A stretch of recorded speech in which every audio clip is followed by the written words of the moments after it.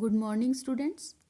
महाद्वीप और महासागरों की उत्पत्ति के बारे में हमने जो विभिन्न मत थे उनके बारे में हमने अध्ययन किया, जिसमें आरंभिक मत और संकुचन पर आधारित जो सिद्धांत थे उनके बारे में हम पढ़ चुके हैं, जिसमें लोथियन ग्रीन का चतुष्फलकीय सिद्धांत है। इसके अलावा लैपवर्थ व लव का सिद्धांत और डेली का महाद्वीपीय स्खलन सिद्धांत और ग्रेगरी का स्थल सेतु सिद्धांत, इन सब सिद्धांतों के बारे में हम अध्ययन कर चुके हैं। आज हम पढ़ेंगे महाद्वीपीय विस्थापन पर आधारित सिद्धांत, जिनको हम कॉन्टिनेंटल ड्रिफ्ट थ्योरीज के नाम से जानते हैं। हालांकि ये सिद्धांत वर्तमान में बात करें इसकी, तो इसकी संकल्पना जो है वो 20वीं शताब्दी में प्रस्तुत की गई थी, लेकिन ये विचार उससे भी पुराना माना गया है। और इससे पहले इस सिद्धांत में सर्वप्रथम जो है इसका अध्ययन जो है वो फ्रांसिस बेकन ने इसकी जो विचारधारा जो है वो सबके सामने प्रस्तुत की थी। इन्होंने 1620 में जो अटलांटिक महासागर जो है इसके तटों का अध्ययन किया, तो ये पाया कि इन दोनों महाद्वीपों में समानता है, यानी इन दोनों महाद्वीपों की शैलों के अंदर इन्हें समानता नजर आई। इसके साथ ही जो प्लेसर हैं उन्होंने भी ये माना कि नई और जो पुरानी दुनिया है ये बाढ़ के द्वारा परस्पर अलग हुई, यानी जो विभिन्न महाद्वीप जो है ये एक बाढ़ के द्वारा विखंडित हुए।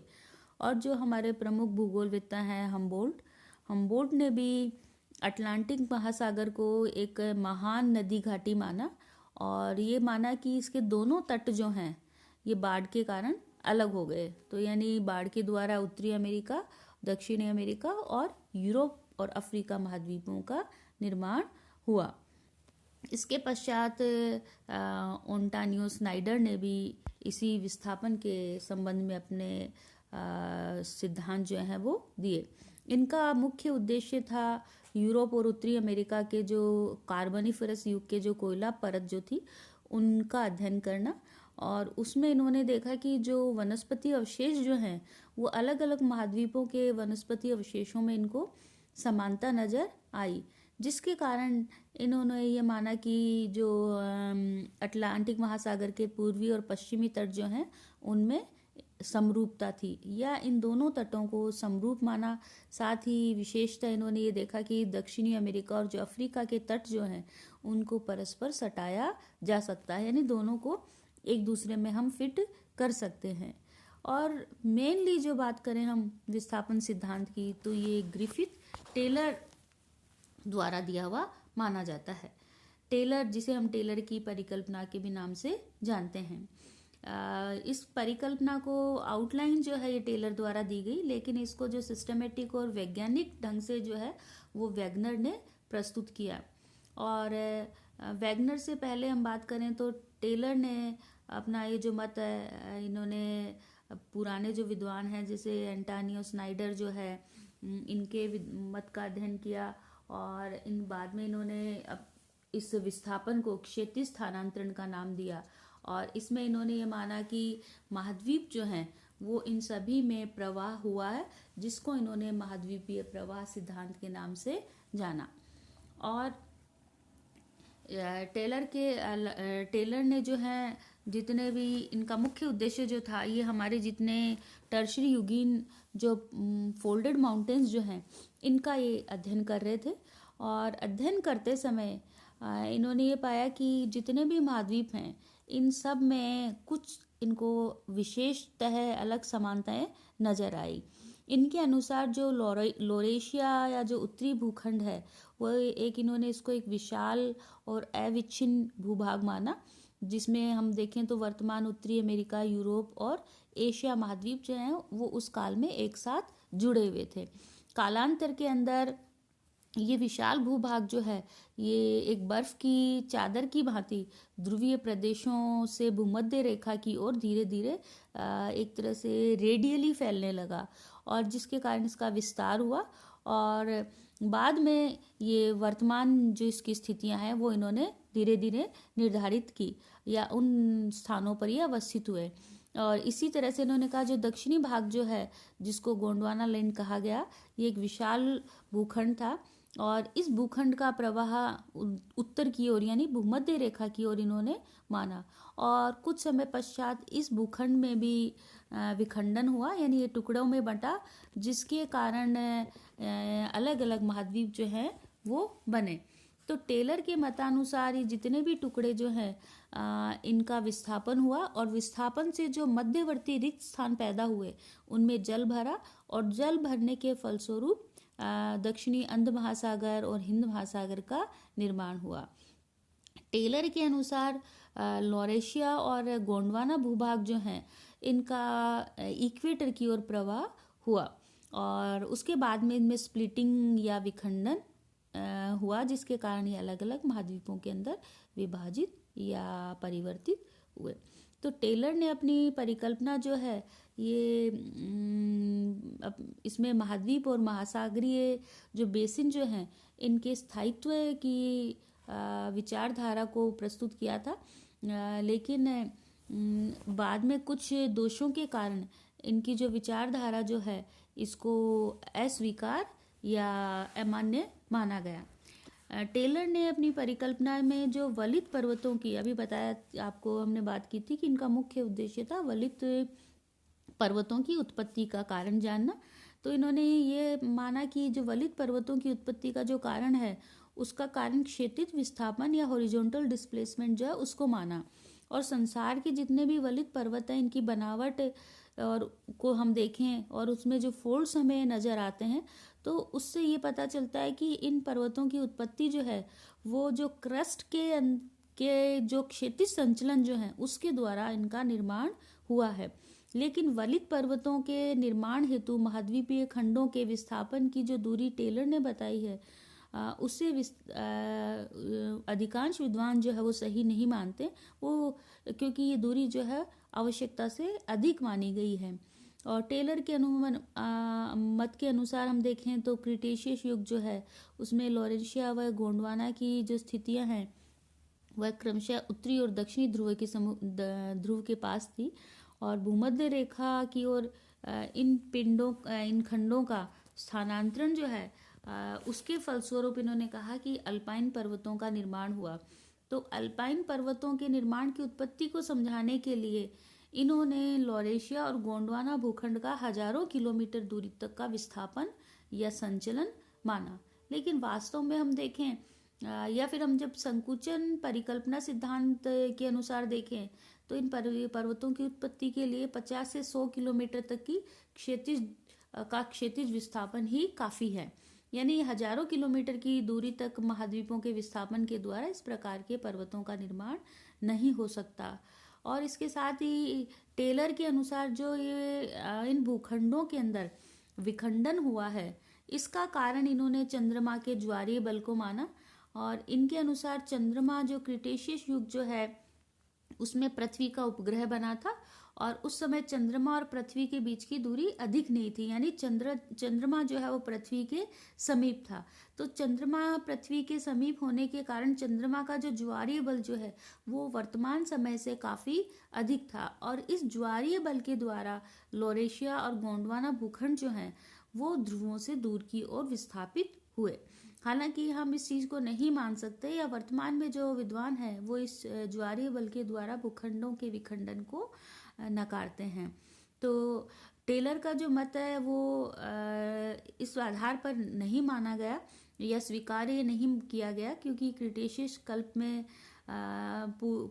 से पूर्व पृथ्वी का कोई कहा गया कि चंद्रमा नहीं था। दूसरा, यदि मान भी लिया जाए कि पृथ्वी उस काल के अंदर चंद्रमा था और पृथ्वी के ऊपर ज्वारीय बल के द्वारा उसने भूखंडों का विखंडन किया, तो लेकिन ये ज्वारीय बल जो है इतना अधिक नहीं था कि भूखंडों को अलग अलग भागों में विखंडित कर सके। यदि इतना ज़्यादा फोर्स था तो उसके कारण पृथ्वी की जो घूर्णन गति जो है उसको भी वो रोक देता, क्योंकि वो बल जो है ज्वारीय बल जो है एक तरह से फ्रिक्शनल रेजिस्टेंस के रूप में या ब्रेक के रूप में कार्य करता, जिसके कारण पृथ्वी की घूर्णन गति जो है वो रुक जाती। तो कई आलोचनाएं हुई इस विचारधारा की, टेलर की, लेकिन फिर भी ये जो विचारधारा है, ये हमारी जो वर्तमान जो सिद्धांत है विस्थापन के सिद्धांत, उसका एक तरह से हम बात करें तो आधार या एक सूत्र बनी। और इसी के आधार पर जो अगला सिद्धांत है हमारा वैगनर का महाद्वीपीय सिद्धांत, वो प्रकाश में आया। तो विस्थापन सिद्धांत में पहला जो इसका एक तरह से हम जनक माने विस्थापन का, तो ग्रिफिथ टेलर को माना गया। टेलर के बाद में ये सिद्धांत दिया वैगनर ने, जिसे हम वैगनर का महाद्वीपीय विस्थापन सिद्धांत के नाम से जानते हैं।